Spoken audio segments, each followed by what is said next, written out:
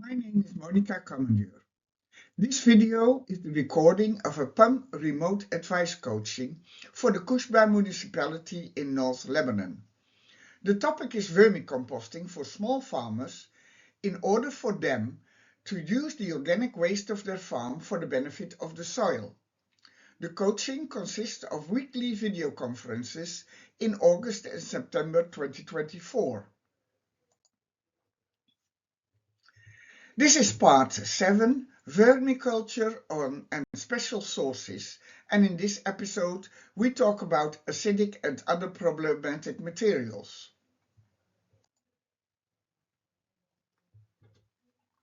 Here you see a photo of a citric yard in the north of Lebanon, somewhere near the coast. Vermicomposting with citrus fruits. Well, actually, the issue is less that the fruit is acid. The acidity can be compensated by adding gypsum, eggshell, lava, or kelp meal.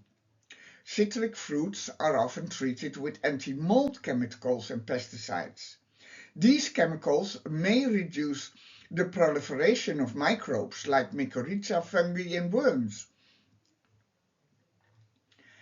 Citric fruits may also contain natural toxins as well as natural antibiotics. Here you see a photo of an organic lemon which is covered with mold.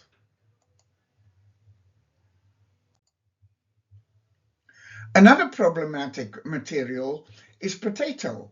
Here you see another photo taken in the center of Lebanon of potato production. Vermicomposting with potato, and in particularly potato peels, may also be problematic. Potatoes are often treated with germination-inhibiting chemicals, and these chemicals may reduce the proliferation of root fungi, worms, and microbes. Potato leaves and potatoes may also contain natural toxins.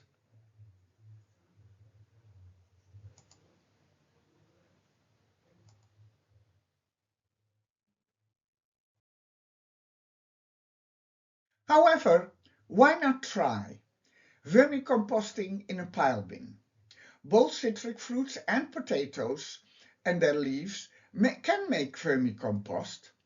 The materials may best be mixed with other compostable green materials, and they can be composted in an aerated pile bin of 70 to 30 volume percent or 60 to 40 with dry chopped leaves or old dry prunings for the carbon-nitrogen balance. If necessary, you can add gypsum, eggshell, lava or kelp meal for further reduction of the acidity. You can also consider intermitting layers with goat manure or other manure as feed for the worms. Actually, chopped citric materials and potato materials can very well be combined, since citric fruits are rather acidic and potatoes are somewhat alkaline, so that may compensate each other. However, beware that composting and vermicomposting may be problematic with chemicals that may harm worms, fungi, and microbes. But maybe hygienization and other tricks can help to do the vermicomposting. In part 6, we already discussed thermocomposting in a tumbler, and in part 7a, olive pomace waste processing using a tumbler.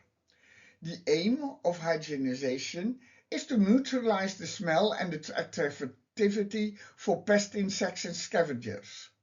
It also neutralizes the activity of toxins, chemicals, and pesticides, and of course to comply with policy regulations for hygiene and preventing disease trespassing.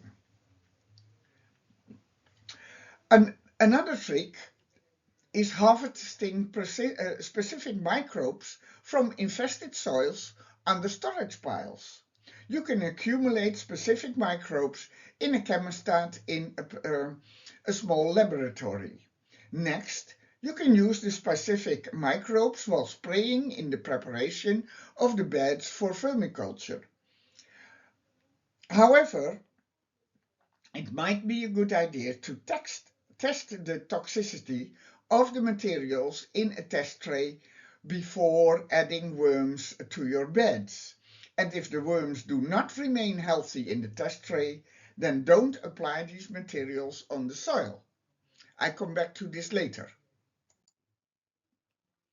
Okay, here you see two examples. Specific microbes that you might want to harvest. On the left, you see the rotting remaining potatoes after a few months of storage, and on the right, you see the storage of citrus waste. If these storages were on soil, you can harvest some of the soil and wash the microbes out in a washer with a lot of air and rotation. These microbes you can accumulate in a chemostat in a small laboratory, as it was discussed already in part 7a, where we discussed the olive oil mill waste. Another problematic material might be manure. Can manure be problematic for the soil health? Well, manure nowadays is not the same thing as it used to be. There is a large difference in materials. In the modern farming systems, like in the freestalls, manure is mixed with urine. This used to be unnatural in the old systems where manure was separated from urine. Also, the carbon-nitrogen ratio is lowered because there is no more use of straw. And finally, the chemicals, pharmaceuticals, and other contaminations that we use nowadays were not there in the old days. Besides, there is a difference in processing when we talk about composting. Installation compost is not the same as farm compost. Installation compost may be a process of artificially heated compost over 70 degrees centigrade, where only hyperthermophilic microbes survive.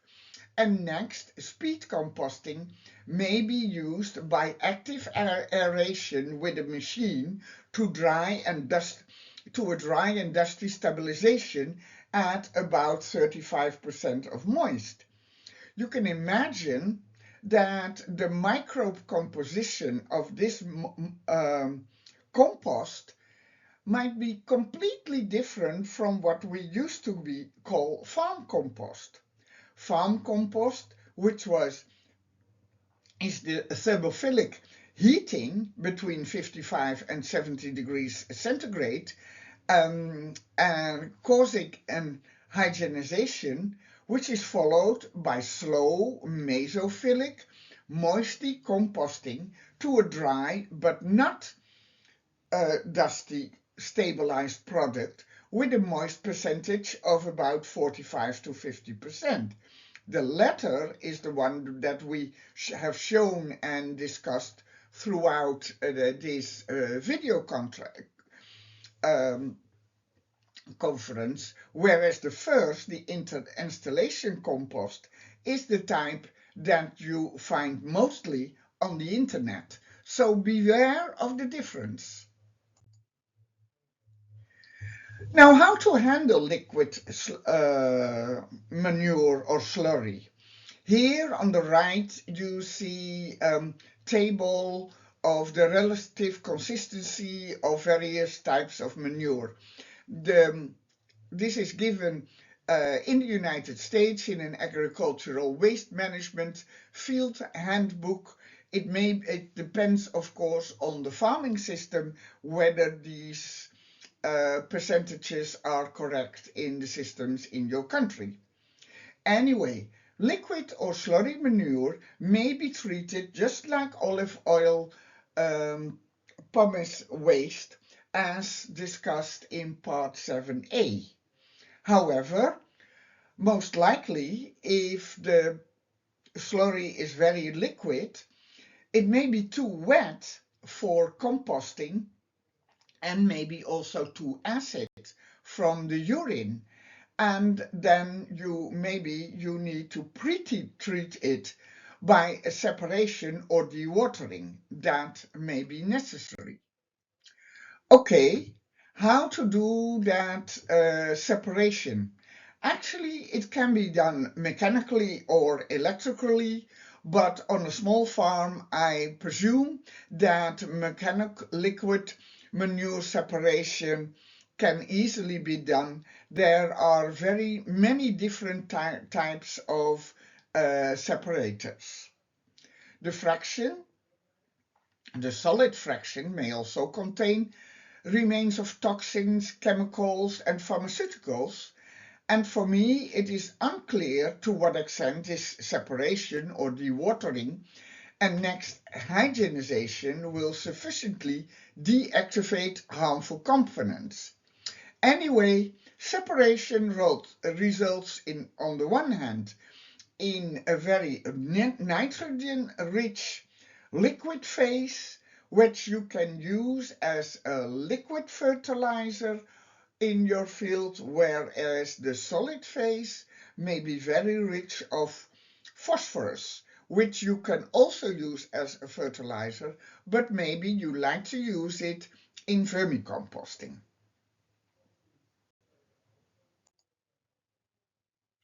So you can continue with composting. The solid fraction of the manure may be used in vermicomposting in a pile bin or a windrow system, but after hygienization also in a bedding system like vermiculture bed or winter bed. All these systems we have discussed before.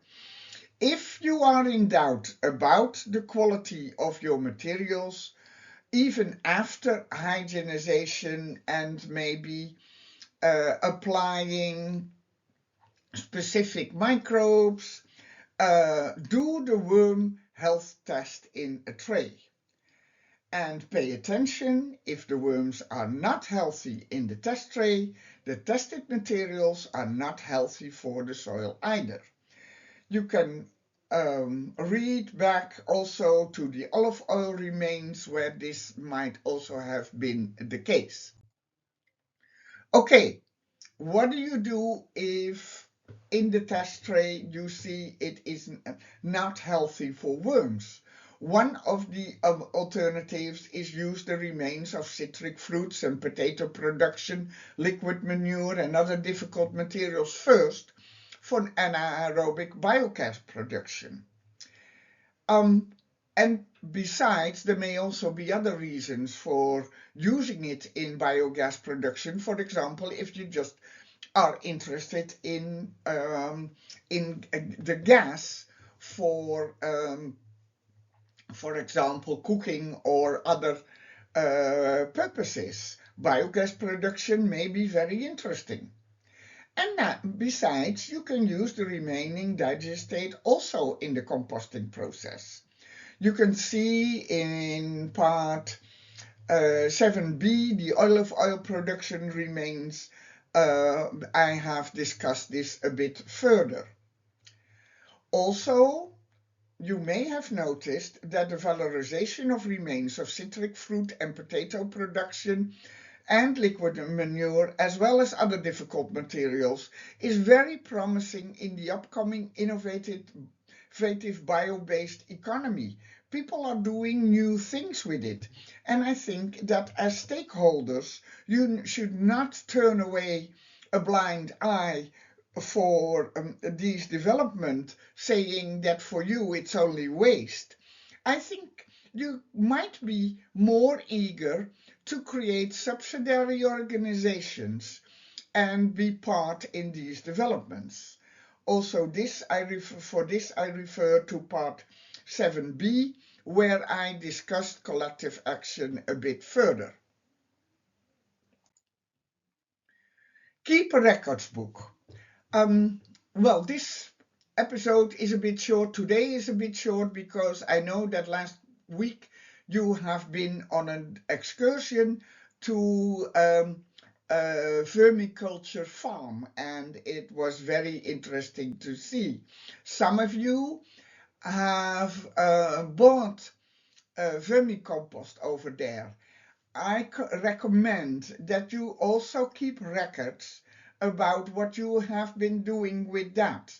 The dates, the amount that you used for your own trees and crops, and any of the observations and interventions that may follow up.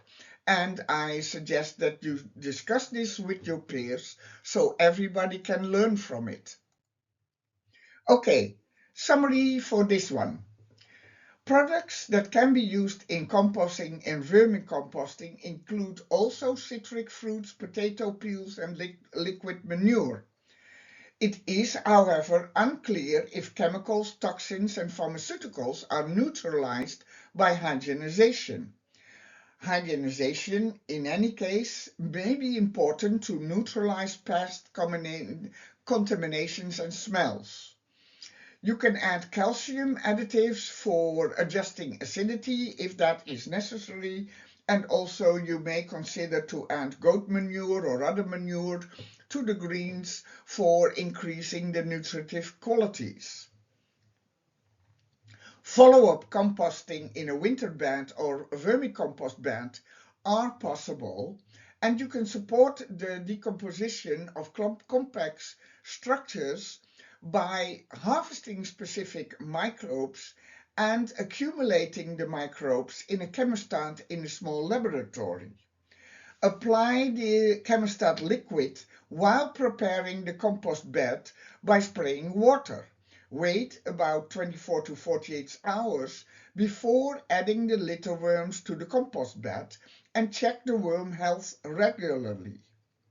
And if you are in doubt, do a worm health test first in a tray, and if the results are not convincing, remove the materials and use them, for example, for biogas production. Okay, so this was my contribution for this week. If you still have any questions, please send me an email and let's see further. I'm looking forward to the last episode, which will be next week. Thank you very much.